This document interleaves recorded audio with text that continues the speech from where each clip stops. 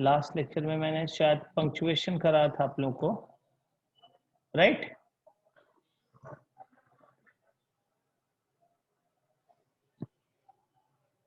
One second students, then क्या पढ़ाया था? मधुबन, मेरे रजा साहब स्टार्ट किया था, राइट?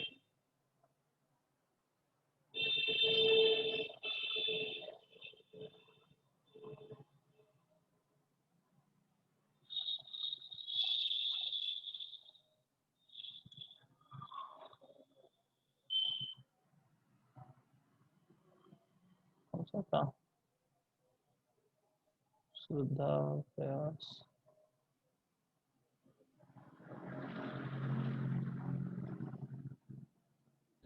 कौन सा स्टार्ट किया था?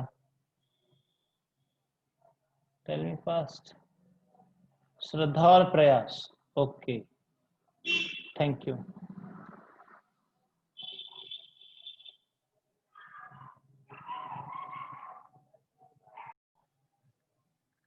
स्टार्टिंग से ना, ओके।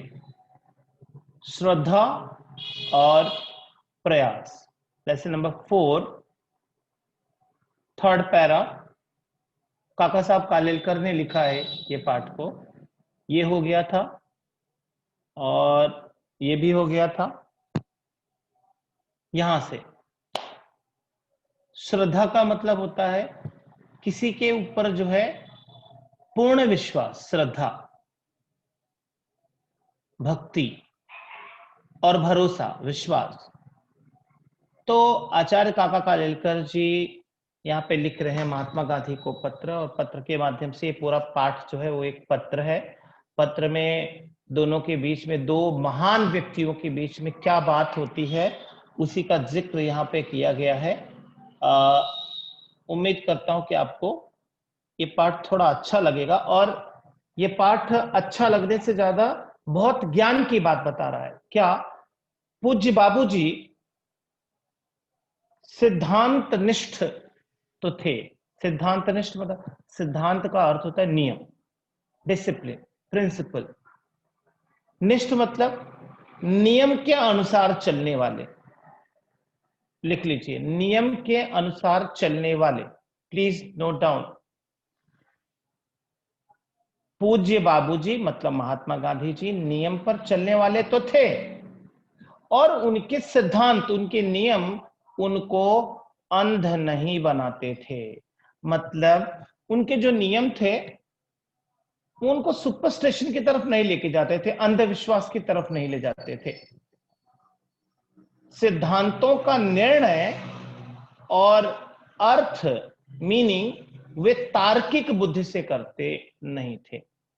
दो बातें कहते, जो सिद्धांत थे उनका निर्णय मतलब डिसीजन, और जो अर्थ, मीनिंग, वो तार्किक। तार्किक का मतलब अगर इंग्लिश में कहेंगे तो लॉजिकली या तर्क शास्त्र के ज्ञाता। तर्क शास्त्र का मतलब ही लॉजिक होता है। लॉजिक की जानकारी उनको थी, क्योंकि लॉजिक जो है तर्क शास्त्र है, एक बहुत बड़ा ग्रंथ है, इसमें लॉजिक के बारे में बताया गया है। तो तार्किक बुद्धि से करते नहीं थे, मतलब जिस चीज का डिसीजन वो नियम के अनुसार फैसला करते थे, तो उसमें फिर लॉजिक नहीं करते थे। नियम है ना तो नियम है, बात खत्म। इसलिए मैं कहता था, क्या कहता था? गांधी जी कभी भी तर्कांध नहीं थे। तर्कांध मतलब कोई भी लॉजिक आंख बंद करके फॉलो नहीं करते थे। तुम्हारे पत्र हमेशा प्रश्नार्थक ही होते हैं। प्रश्नार्थक मतलब तुम्हारे जो क्वेश्चन होते हैं वो मीनिंगफुल होते हैं, लेकिन तुम्हारे प्रश्न सुंदर ढंग से रखे जाते हैं। देखो, प्रश्न पूछना और प्रश्न सलीके से पूछना, दोनों में बहुत फर्क होता है। आजकल न्यूज आप देखते हो, दो तरीके से पूछा जाता है कि ये हम आपसे पूछ रहे हैं, बताओ। ऐसे पूछते हैं कि जैसे अब तुमको बताना ही पड़ेगा चाहे जो हो जाए। लेकिन ऐसे भी पूछते हैं, मैं आपसे ये बात जानना चाहता हूं, ये मैं समझना चाहता हूं, क्या आपने ऐसी गलती की है? तो सामने वाला बताएगा, नहीं भैया मैंने ऐसी कोई गलती नहीं की है। तो प्रश्न पूछने का तरीका, एक प्रश्न पूछे, बोल, सच बोल, तो सामने वाले को और इरिटेट कर रहे हो, पूछ नहीं रहे हो, इरिटेट कर रहे हो। अब बताइए ना, जो सच है बता दीजिए, तो सामने वाला प्यार से बता दे। दोनों में फर्क है कि नहीं प्रश्न पूछने में? यहां पर वही कहा कि तुम्हारे पत्र, पत्र मतलब लेटर, हमेशा प्रश्नार्थक ही होते हैं, मतलब क्वेश्चन भी मीनिंगफुल होते हैं, और प्रश्न सुंदर ढंग से रखे जाते हैं। आप अपने प्रश्न को, अपनी बातों को बड़े सुंदर तरीके से रखते हो, पेश करते हो पत्र में। प्रश्न के आसपास का जो वायुमंडल, एटमॉस्फेयर है, देख लो, एक मिनट, वायु का घेरा उपस्थित करके ही प्रश्न को सजीव किया जाता है। ठीक है, जैसे आप किसी जंगल की कहानी बता रहे हो, तो आप इस तरह से बताओगे कि अनेक प्रकार के हरे भरे वृक्षों से भरा हुआ एक बहुत ही घना जंगल था।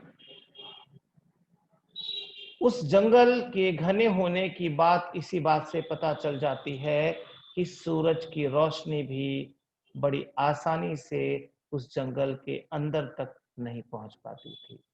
ये क्या हो गया? आपने कहानी बताना चाहा, तो आपने एक एटमॉस्फेयर क्रिएट किया कि मैं जंगल के बारे में बता रहा हूं, तो पहले जंगल की विशेषता क्या है, जंगल कैसा है, उसके बारे में आपने एक सिचुएशन, एक सीन क्रिएट किया। ठीक है, तो आप क्या करते हो, महात्मा गांधी कहते हैं कि आप जो प्रश्न अच्छे तरीके से रखते हो ना, तो उसकी एक रूपरेखा, पहले एक आउटलाइन तैयार करते हो और उसका एक अच्छा एटमॉस्फेयर क्रिएट कर देते हो। उससे क्या होता है, आपके प्रश्नों की सजीवता मतलब जीवंतता, लाइवनेस और ज्यादा बढ़ जाती है।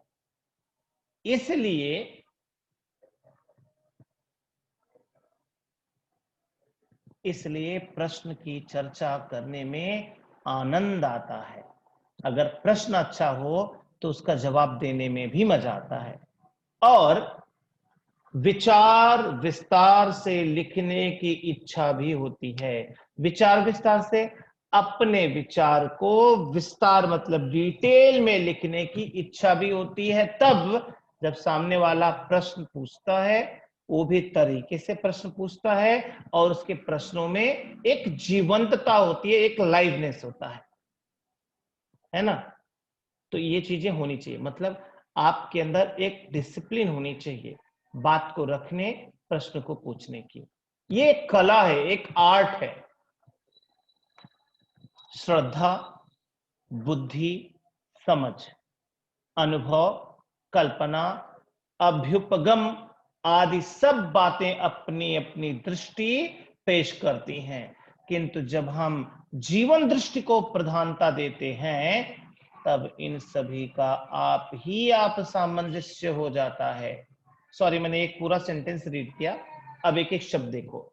श्रद्धा, श्रद्धा का अर्थ होता है आदर, सम्मान।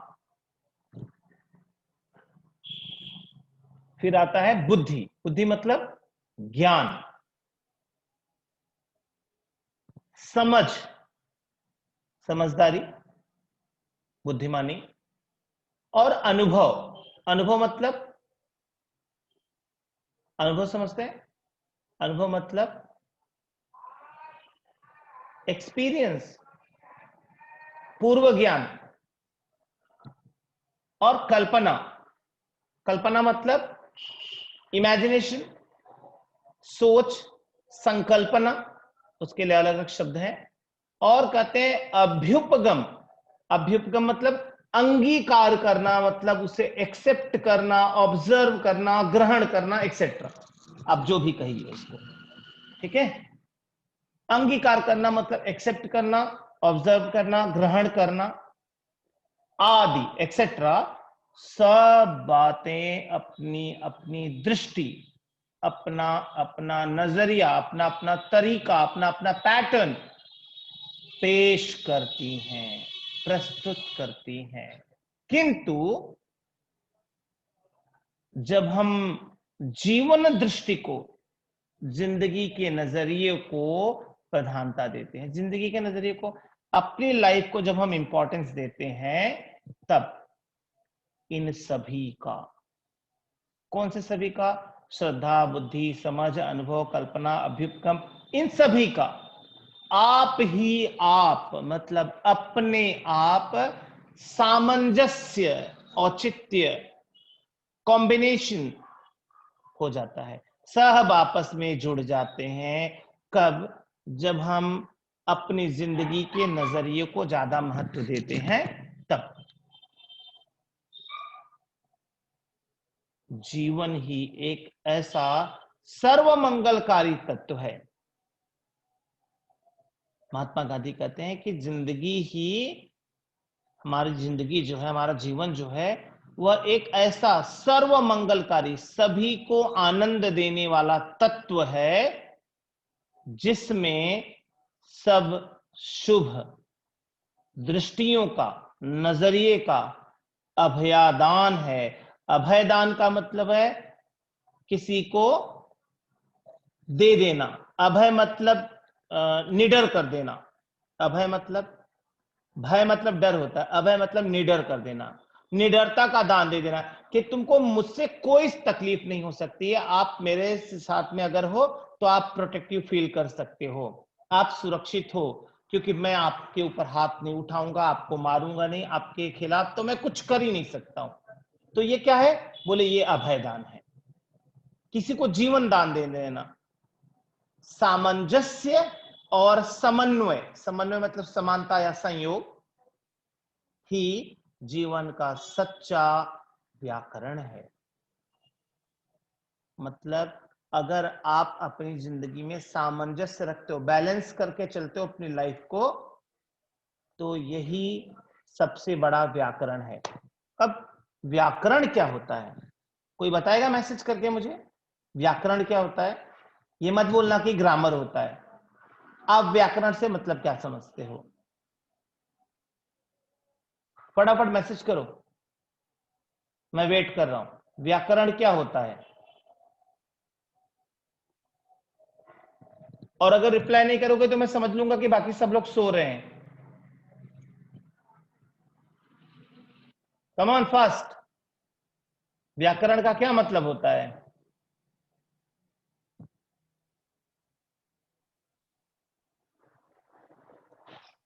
ये क्या बात हुई? कोई जवाब नहीं किसी के पास।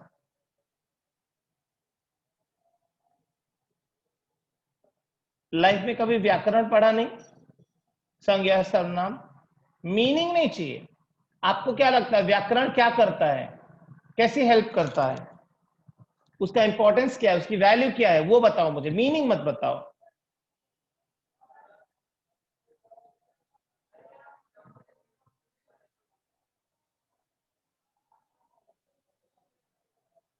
Come on fast.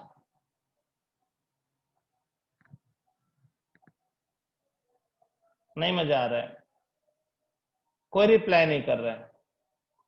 ऐसा कोई मैंने बहुत कठिन चीज तो नहीं पूछ लिया है? बिकॉज आप फोर्थ से ग्रामर पढ़ रहे हो, am I राइट?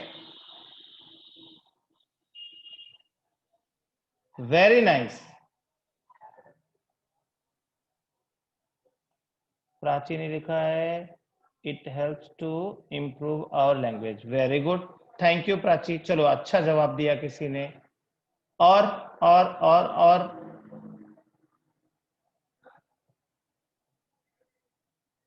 सिर्फ दो लोगों ने जवाब दिया है बस।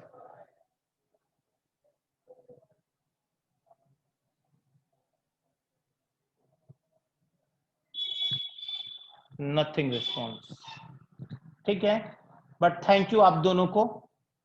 आप लोगों ने अच्छा जवाब दिया, सिर्फ जवाब नहीं दिया, अच्छा जवाब दिया।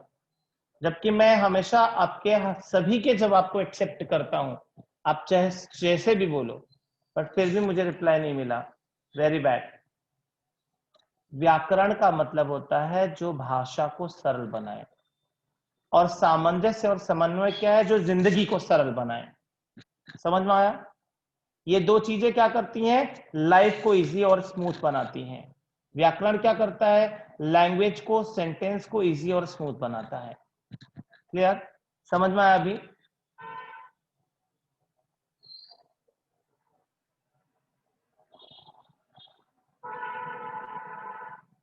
ओके तनिष्का, ठीक है, थैंक यू।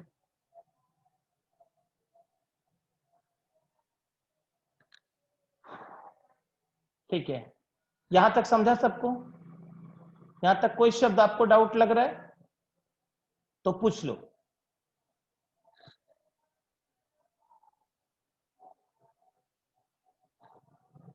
किसी को कुछ डाउट लग रहा है? ओके थैंक यू, चलो आगे चलते हैं फिर।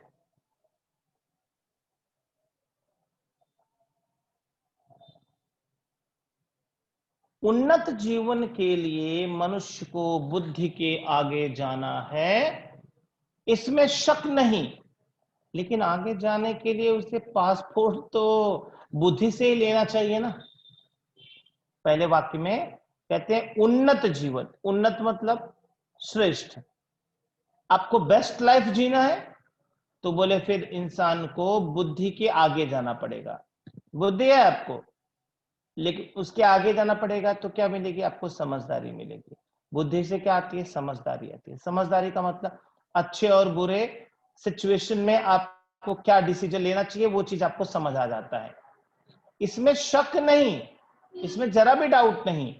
लेकिन आगे जाने के लिए बुद्धि को भी पासपोर्ट तो लेना पड़े, सॉरी, जिंदगी को बुद्धि से पासपोर्ट लेना पड़ेगा, मतलब आपको अप्रूवल लेना पड़ेगा। बुद्धि ने जिस रास्ते को हीन, हीन मतलब तुच्छ, मामूली, गलत और त्याज्य मतलब उसको अवॉइड करना चाहिए, ऐसा बताया है कि ये भाई बेकार चीज है, ये गलत चीज है, इसको छोड़ देना चाहिए, ये बताया है। किसने, बुद्धि ने। किसे, हमें। उस रास्ते को तो तुरंत के तुरंत छोड़ ही देना चाहिए, फिर उसमें नहीं फंसना चाहिए। क्योंकि अगर बुद्धि आपकी कह रही है तो इसका मतलब उसमें कुछ तो गड़बड़ है।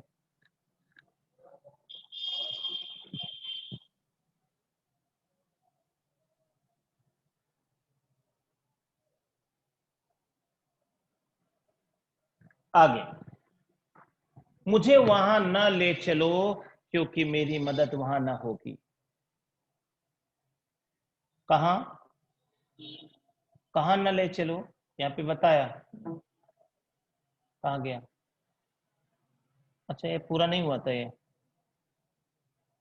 तुरंत ही छोड़ देना चाहिए। जब बुद्धि कहती है कि फलाने रास्ते जाने से लाभ हानि है, फलाने मतलब अमुक या विशेष, किसी विशेष रास्ते पर जाओगे तो उससे फायदा भी हो सकता है, नुकसान भी हो सकता है। मैं जानती ही नहीं क्योंकि मेरी पहुंच उस दिशा में, उस क्षेत्र में ही नहीं है। अब आपको पता नहीं है कि किस रास्ते जाने पर आपको कितना फायदा होगा, कितना नुकसान होगा, आपको पता ही नहीं है, तो आप जाओगे कैसे? इसलिए मैं तुम्हें उस रास्ते को आजमाने की अनुमति देती हूं, आशीर्वाद भी देती हूं। ये कौन कह रहा है, फीमेल में बुद्धि कह रही है।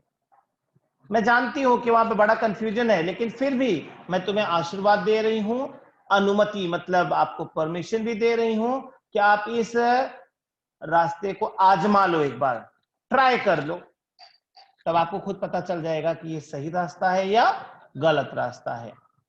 अब आगे कहते हैं, कहते हैं मुझे वहां न ले चलो क्योंकि मेरी मदद वहां न होगी।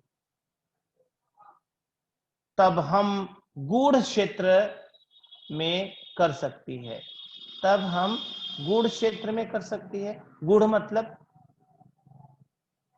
मुश्किल क्षेत्र में कर सकती है, मतलब फंस सकती है। आप एक मुश्किल रास्ते पर जाकर फंस सकते हो। शायद बात सही होगी, शायद कुछ मिलेगा, हो सकता है, उम्मीद करती है कि शायद कुछ मिले यार, फायदा हो जाए। प्रयत्न निष्फल नहीं जाएगा। प्रयत्न मतलब प्रयास, कोशिश कभी निष्फल मतलब बेकार नहीं होगी। ऐसे भाव से, ऐसी सोच से प्रवृत्त होना श्रद्धा का रास्ता है। कितनी बड़ी बात बताया कि जब आप कंफ्यूजन में हो और आपका मन कह रहा है कि नहीं, इस रास्ते पे तो मुझे जरूर कुछ ना कुछ फायदा होगा, ठीक है, इस रास्ते पे जाने पर मुझे नुकसान नहीं हो सकता है, आपका मन कह रहा है, तो वो मन क्यों कह रहा है? क्योंकि उस रास्ते के प्रति आपके मन में श्रद्धा है।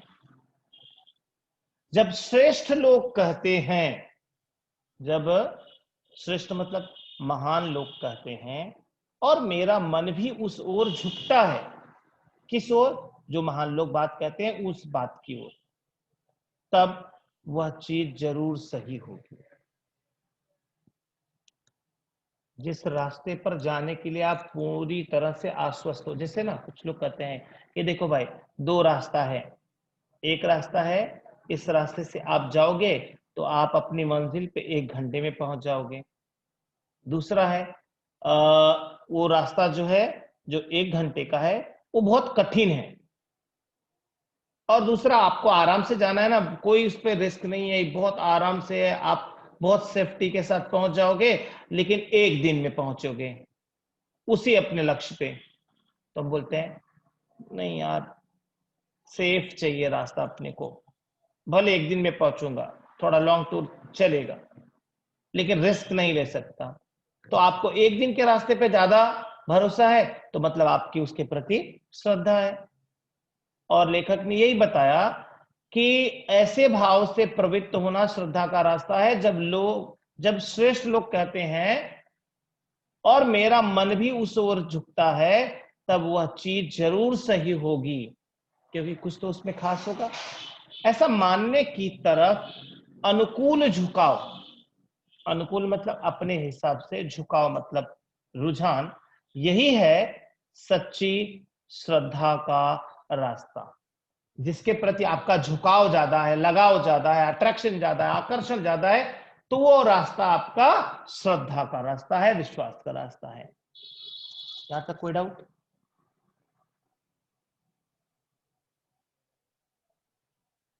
किसी कुछ पूछना है? ज्ञान के कई क्षेत्र हैं, नॉलेज के लिए आपको कई क्षेत्र मिल जाएंगे, जिनमें श्रद्धा की मदद के बिना यात्रा का प्रारंभ ही नहीं किया जा सकता, हो सकता।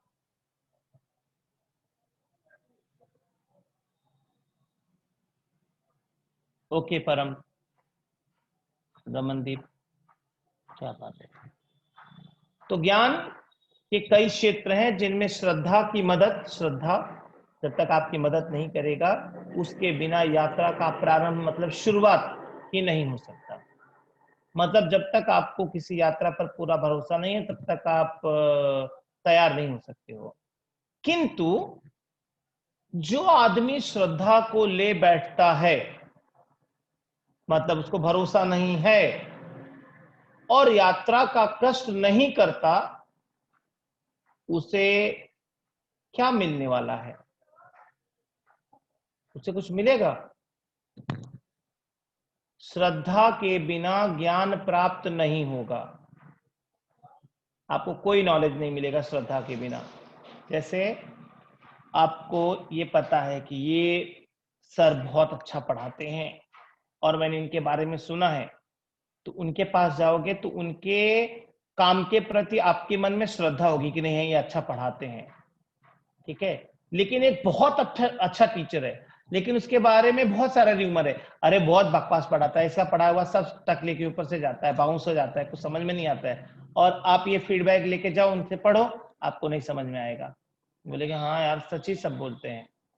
तो यहाँ पे भी यही बात कर रहे हैं कि श्रद्धा के बिना ज्ञान प्राप्त नहीं होगा। जिस व्यक्ति के प्रति आपके मन में श्रद्धा होगी, उसके द्वारा दिए गए ज्ञान को आप प्राप्त कर लोगे। केवल श्रद्धा से भी नहीं होगा, तो क्या चाहिए उसके लिए?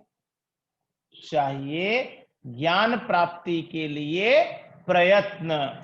सिर्फ टीचर के पढ़ाने से ज्ञान प्राप्त नहीं होता है, बल्कि पढ़ाने के बाद खुद को जज करने के लिए हार्ड वर्क करना पड़ता है, पढ़ना पड़ता है, पढ़ने के लिए प्रयास करना पड़ता है, तब आपको ज्ञान मिलता है।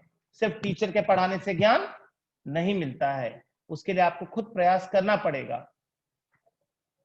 प्रयोग और कसौटी करने की तत्परता। प्रयोग मतलब एक्सपेरिमेंट, कुछ नया खोज करने, और कसौटी मतलब परीक्षा होता है, पर्यायवाची शब्द यहां लिख लो। कसौटी मतलब परीक्षा, परीक्षा करने की तत्परता। तत्परता मतलब तैयारी।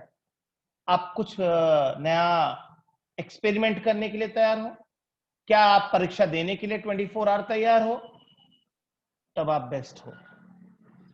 नहीं है तो नहीं, बेस्ट नहीं हो। फिर ये प्रयोग तत्परता, मीनिंग लिख लो। तत्परता मतलब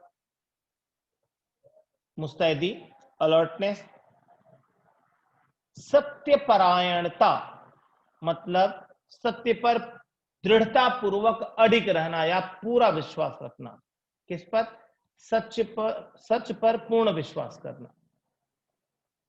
सत्यपरायणता से वही कर सकेगा जो निर्भय और प्राणवान है। प्राणवान मतलब जो जीवित है, निर्भय मतलब जो निडर है, और प्राणवान है जिसके अंदर जीवन है, जिंदा है, जिसकी आत्मा मरी नहीं है, वही कर सकता है। और उसके लिए सत्येंद्रिय होना जरूरी है, मतलब उसकी इंद्रियों का, उसके सेंसेस का, उसके बॉडी ऑर्गन्स का जो है सच होना जरूरी है। अगर वो सच नहीं है तो प्राणवान नहीं हो सकता है, वो कसौटी पे खरा नहीं उतर सकता है। श्रद्धावान, लभते ज्ञानम तत्पर संयंतेन्द्रिय। संस्कृत में लिखा है कि श्रद्धावान व्यक्ति मतलब श्रद्धा रखने वाला व्यक्ति प्राप्त करता है। लभते मतलब लाभ प्राप्त करना। क्या? ज्ञानम। श्रद्धा रखने वाला व्यक्ति ज्ञान प्राप्त करता है। तत्पर, कैसे? मुस्तैदी के साथ, तैयार रहकर। संयतेन्द्रिय, सच्चाई की इंद्रियों से, जिसकी इंद्रियां सच हो, मतलब सच में वो सच्चाई के रास्ते पे चलता हो, वही व्यक्ति पूर्ण श्रद्धा के साथ ज्ञान प्राप्त कर सकता है। अगर श्रद्धा है तो ज्ञान मिलेगा, ज्ञान श्रद्धा नहीं है तो ज्ञान नहीं मिलेगा। अब कहो तर्क, लॉजिक, बुद्धि, समझ, श्रद्धा पूर्ण विश्वास, कल्पना सोच, अभ्युपगम, इनमें कोई विरोध है? अब कोई विरोध नहीं है, क्योंकि आपके मन में श्रद्धा आई तो ये सब अपने आप संयोग से जुड़ते चले जाते हैं। इसके पहले वाले पैराग्राफ में हमने पढ़ा था। मतलब आपको श्रद्धा रखना तो बहुत जरूरी है, और किसी पे रखो जिस पर पूर्ण विश्वास हो, उसी पे रखो, तो उसे आपको सब कुछ मिल जाएगा, सब एक से एक जुड़ते चली जाएगी। लेकिन उसके लिए आपकी इंद्रियों में सत्येंद्रिय होना जरूरी है, मतलब सच्चाई होनी आवश्यक है। कोई डाउट? यहां तक किसी कुछ डाउट है? टेल मी स्टूडेंट, किसी को कुछ डाउट लग रहा है तो पूछ लो।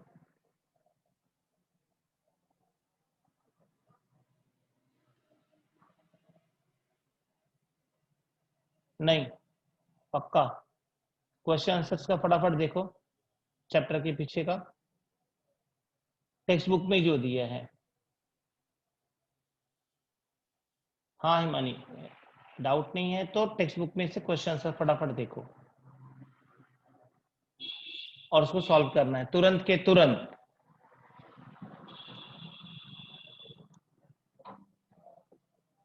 ठीक है, तुरंत के तुरंत वो करना है।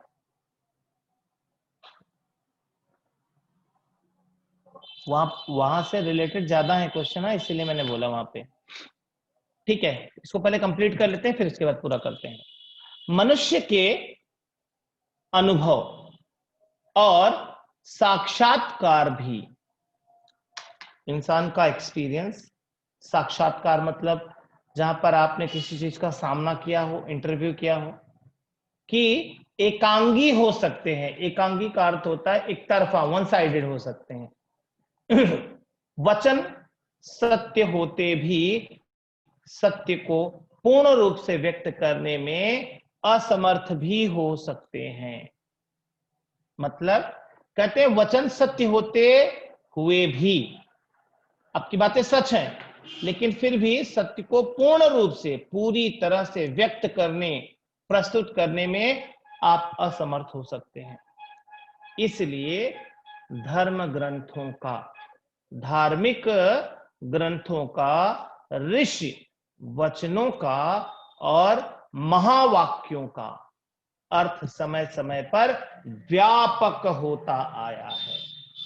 मतलब धार्मिक ग्रंथों में, मीन्स होली बुक्स में जो बातें कही गई हैं, या ऋषियों मुनियों के द्वारा जो बातें कही गई हैं, या फिर परम सत्य मतलब ईश्वर को समझने में जो क्रम दिया गया, एक ऑर्डर दिया गया है, उसका जो विकास, सॉरी कहाँ गया, लाइन मिस हो गया। महावाक्य मतलब जो ईश्वर के बारे में बातें कही गई हैं, उनका अर्थ समझ समय समय पे, मतलब वक्त वक्त पे व्यापक हो गया, मतलब थोड़ा और ज्यादा ब्रॉड हो गया, ज्यादा फैल गया है, मतलब उसको एक्सप्लेन ज्यादा करना पड़ता है। अंतिम सत्य क्या है? जीवन का अंतिम सत्य पता है? जीवन का अंतिम सत्य क्या है? जीवन का अंतिम सत्य है मृत्यु, मौत।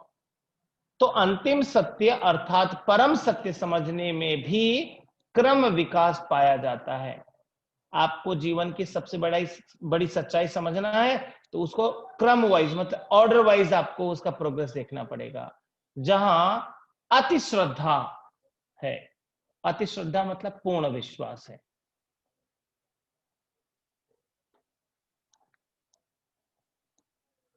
क्या बात है, थैंक यू।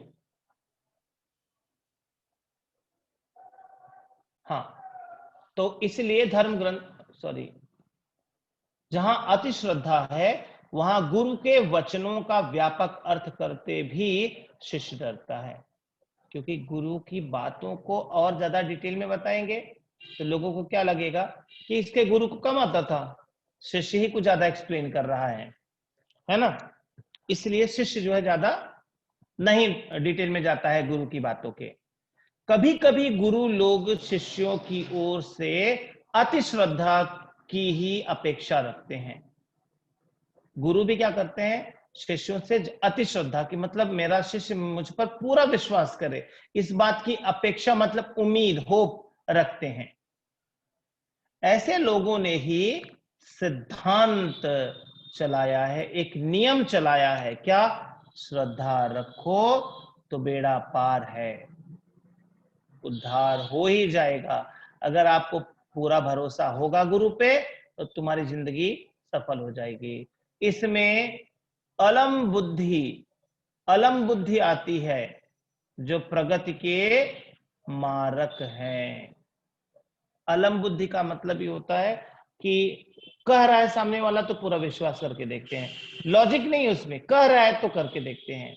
सत्यनिष्ठा, आत्मनिष्ठा और अनुभव मूल्य, जीवन निष्ठा, यही मुख्य बात है। कौन कौन सी?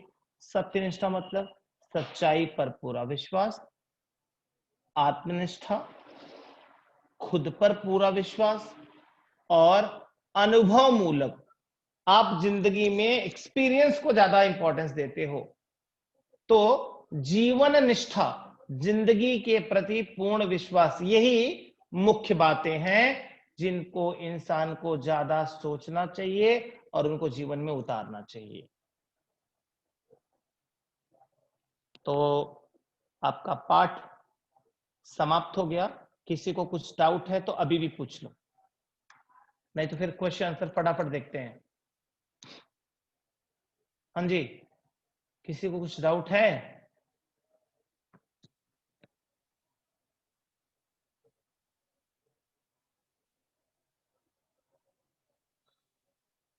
Good, good.